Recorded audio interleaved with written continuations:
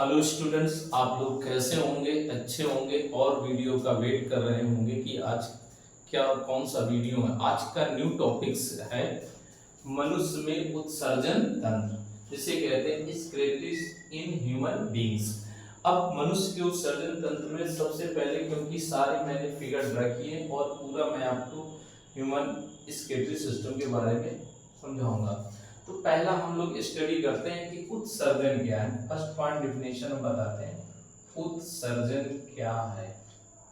ठीक, यानी excretory system.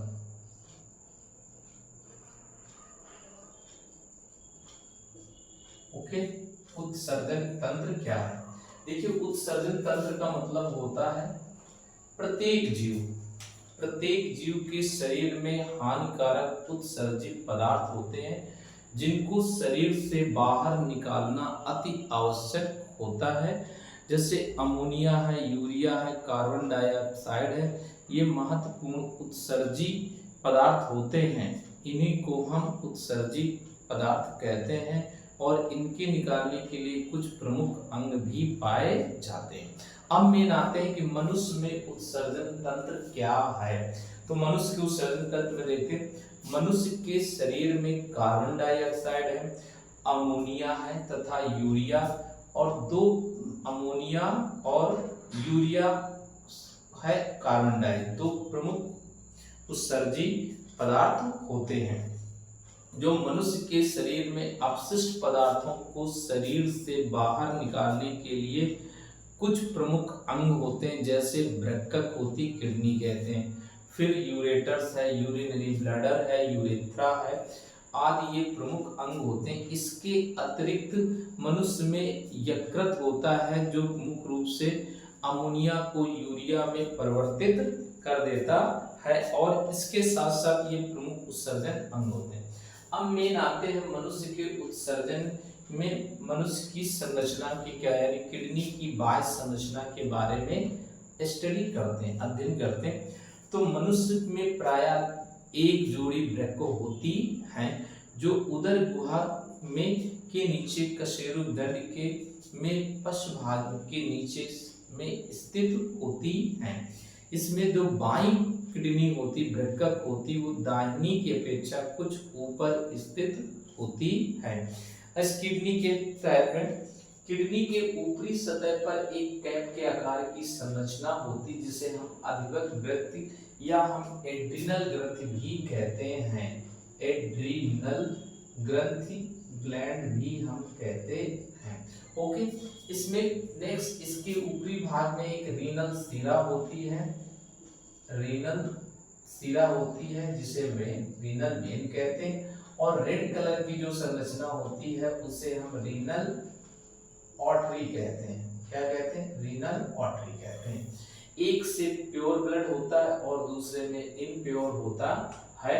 जबकि किडनी की दाहिनी ओर 3 पिंड होते हैं, बाईं ओर 2 पिंड पाए जाते हैं। और इसका जो नेक्स्ट पॉइंट आते हैं रीनल सिरा, और रीनल सिरा के वृक्क के रुधिर को के भाग एकत्रित करके पश्च महाशिरा में पहुंचाती है, और प्रत्येक वृक्क में के भीतरी सतह से होकर एक यूरेटर नलिका निकलती है जो प्रायः यूरिनरी ब्लैडर से जुड़ जाती। यूरिनरी ब्लैडर में यूरिन एकत्रित होता है जो यूरिथ्रा द्वारा बाहर की ओर ओपन होता है। इस तरह वृक्क की बाह्य संरचना होती है। ओके, अब आप लोग इसका फिगर भी ड्रा कर लिए, इंपॉर्टेंट है, बोर्ड एग्जाम में बहुत आता है। इसके साथ साथ मेरे चैनल को सब्सक्राइब करिए, लाइक करिए तथा बेल आइकन भी दबाइए और लास्ट तक वीडियो देखिए जिससे आपको इंटरेस्टिंग। तो नेक्स्ट पॉइंट आते हैं मनुष्य के वृक्क की आंतरिक संरचना, यानी कह सकते हैं internal structure, internal structure of human kidney. ठीक, अब इंटरनल स्ट्रक्चर ह्यूमन किडनी की जब संरचना के बारे में हम लोग पढ़ते हैं, फिगर भी इंपॉर्टेंट बनाते रहिए। तो इसमें दे रखा है मनुष्य की किडनी यानी वृक्क की अनुलंब काट को देखने पर स्पष्ट संरचनाएं उसके अंदर की दिखाई देती हैं। इस प्रत्येक किडनी के भीतरी भाग में धसे हुए किनारे यानी प्रत्येक किडनी के भीतरी भाग में धसा हुआ भाग होता है, उसे हम रीनल मेडुला कहते हैं। इसका परिध वाला भाग होता है पेरिफेरल, उसे हम रीनल कॉर्टेक्स कहते हैं। और रीनल कॉर्टेक्स इस किडनी से लगी हुई एक रीनल धमनी होती है तथा उसके ब्लू कलर में रीनल सिरा पाई जाती है। और ये रीनल सिरा मुख्य रूप से प्रत्येक वृक्क का शेष भाग होता है जो शीर्ष भाग में मुख्य रूप से श्रोण पेल्विस के रूप में होता है। और इसके बाद नेक्स्ट में आते हैं वृक्क का शेष भाग ठोस भाग होता है तथा ये दो भागों में बटा होता है। नंबर एक भाग होता है जो बाहरी हल्का बैंगनी रंग का भाग होता है, उस भाग को हम परिधि या कॉर्टेक्स भाग कहते हैं। तथा इसके भीतर का गहरा डार्क रंग का भाग होता है जो केंद्रीय भाग में मेडुला स्थित होता है। ठीक इस मेडुला के भाग में प्रत्येक वृक्क में कम से कम यानी इस वृक्क में लगभग 10 से 12 लाख नेफ्रॉन या वृक्काणु प्रत्येक किडनी में पाए जाते हैं। और ये वृक्काणु कुंडलित होकर प्रायः वृक्क नलिका या नेफ्रॉन का निर्माण करते हैं। इसके अंदर की संरचना में रीनल पिरामिड उपस्थित होते हैं। अब नेक्स्ट आते हैं कि नेफ्रॉन की संरचना क्या होती है। अब नेफ्रॉन में देखते हैं तो संरचना क्या है। नेफ्रॉन नलिका है, ये प्रत्येक वृक्क एक नलिका का अत्यधिक कुंडलित भाग होता है जो दो भागों में बटा होता है। एक मैलपीघी कोश होता है, मैलपीघन कॉर्पस कहते हैं, और दूसरा स्रावी नलिका भाग होता है। तो फर्स्ट पॉइंट में आते हैं मैलपीघी क्या, इसके भी दो भाग होते हैं। यानी मैलपीघी भाग में दो भाग होते हैं जिसमें एक प्याले नुमा जो संरचना होती है, उस प्याले नुमा संरचना को हम बोमेन संपुट या बोमेन कैप्सूल कहते हैं। और यहीं से एक दूसरा बोमेन कैप्सूल के पास में एक संपुट गुहा रक्त केशिकाओं की बनी होती है जिसे हम मुख्य रूप से ग्लोमेरुलस गुहा कहते हैं। केशिका गुच्छ पाया जाता है, इन केशिका गुच्छ को हम ग्लोमेरुलस कहते हैं। ओके, इतना नोट कर लीजिए। इसके बाद स्रावी नलिका क्या है, सिक्रेटरी नलिका जिसे कहते हैं।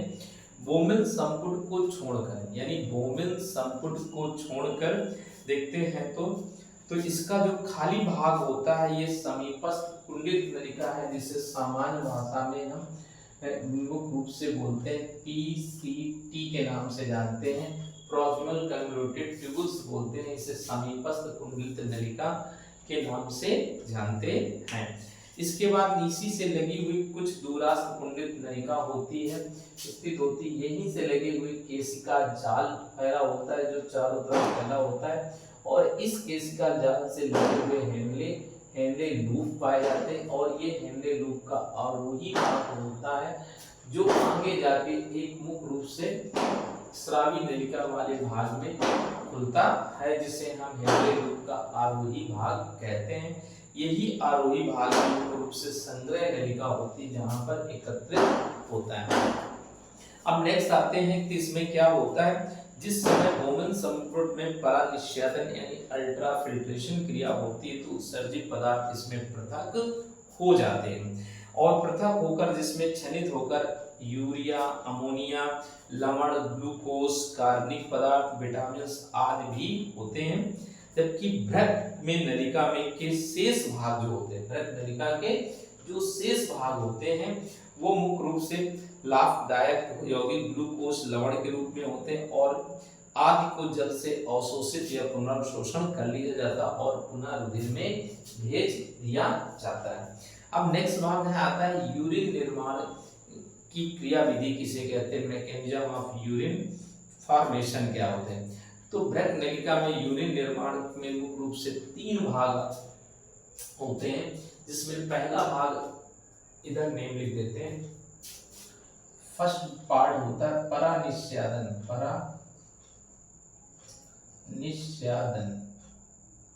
परानिस्यदन भाग होता है, अल्ट्रा परानिस्यदन पार्ट होता है, अल्ट्रा फिल्ट्रेशन। और इसके बाद दूसरा भाग आता है जो मुख्य रूप से कहलाता है वर्णात्मक चयनात्मक या सेलेक्टिव रीअब्जर्वेशन। वर्णात्मक चयनात्मक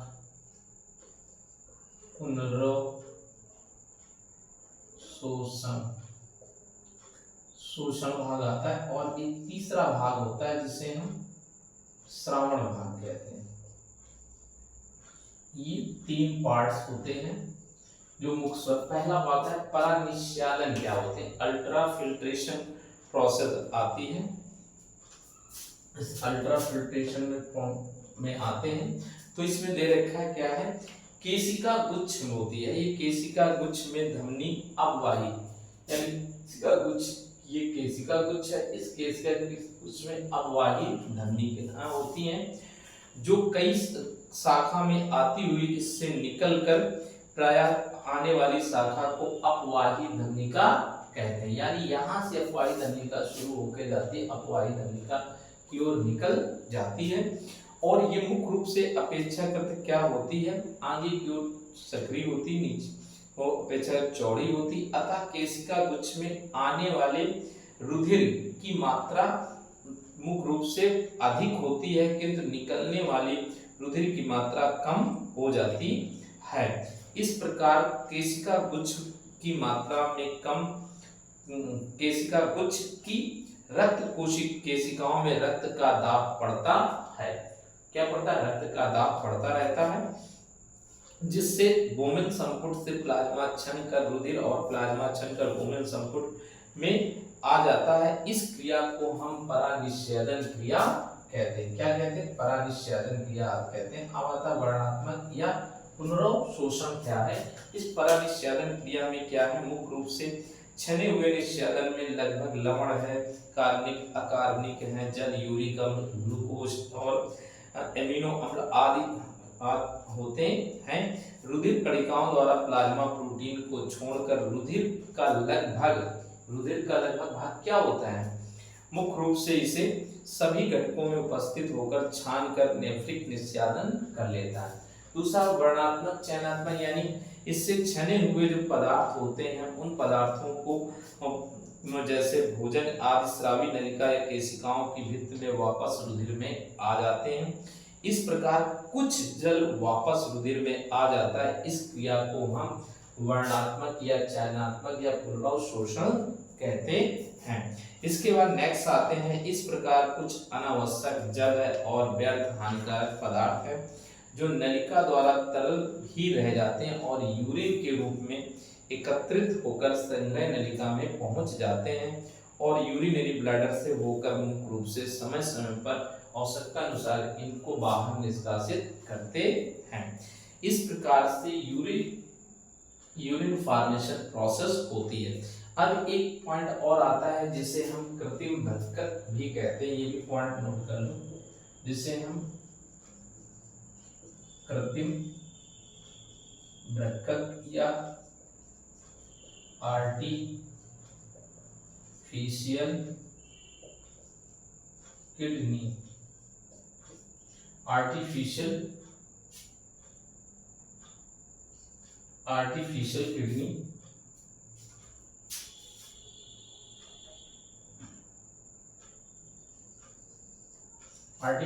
किडनी के रूप में देखते हैं। तो आर्टिफिशियल किडनी में यदि किसी लवण या स्टार्च की विलयन को सेलोफेन की थैली में भरकर उसे आश्रित जल में लटका दिया जाता है तो लवण आयन सेलोफेन की झिल्ली द्वारा उसे आश्रित जल में प्रवेश करा देते हैं तो स्टार्च की थैली के भीतर रह जाती है। इस क्रिया को हम अपोहन कहते हैं। कई बार ऐसा भी होता है विपरीत परिस्थितियों में, जब मनुष्य को संक्रमण हो जाता है, आघात हो जाता है या किडनी कार्य करना बंद कर देती है, जिससे रक्त प्रवाह के कारण पूरे कार्य अपना ठीक प्रकार से नहीं कर पाते हैं, उस समय शरीर में मुख्य रूप से बनने वाला यूरिया तथा अन्य उत्सर्जित पदार्थों को रक्त से छानने के लिए हम रक्त छानने में असमर्थ वृक्क हो जाती हैं, अतः रक्त विषैला पदार्थ हो जाता है। यदि उस विषैले पदार्थों को सही समय नहीं फिल्टर किया जाता है तो मनुष्य की डेथ भी हो सकती है। तब हम एक तरह से कृत्रिम वृक्क का प्रयोग करते हैं, जिसे हम अपोहन या डायलिसिस क्रिया करते हैं। Okay, thanks. वीडियो को सब्सक्राइब करिए, लाइक करिए, बेल आइकन दबाइए। Okay, thank you.